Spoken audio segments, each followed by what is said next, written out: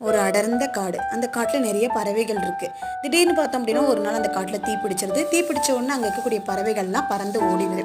அந்த காட்டு தீ அணையவே இல்லை. ஆனால் அங்கே இருக்கக்கூடிய ஒரே ஒரு பறவை மட்டும் அந்த காட்டை விட்டு போகாமல் எப்படியாவது அந்த காட்டு தீயை அணைக்கணும்னு ஒரு சின்ன ஒரு விஷயம் பண்ணுது. அது என்ன அப்படின்னா, நைட்டு பகல் பார்க்காம அங்கே ஒரு பக்கத்தில் ஒரு குளம் இருக்குது. அந்த குளத்தில் இருக்கக்கூடிய தண்ணியை வந்து அது மூக்கு வழியாக எடுத்துகிட்டு வந்து அந்த காட்டு தீயை அணைக்கலான்னு பார்க்குது. பட் ஆனால் அது முடியாது. பட் அது என்ன பண்ணுது, முயற்சி பண்ணுது. இதை பார்த்துட்டு இருக்க கடவுள் என்ன பண்ணுறாரு அப்படின்னா, திடீர்னு மழையை வர வைக்கிறார். அந்த மழை வந்த உடனே அந்த காட்டு தீ எல்லாமே அணைஞ்சிருது.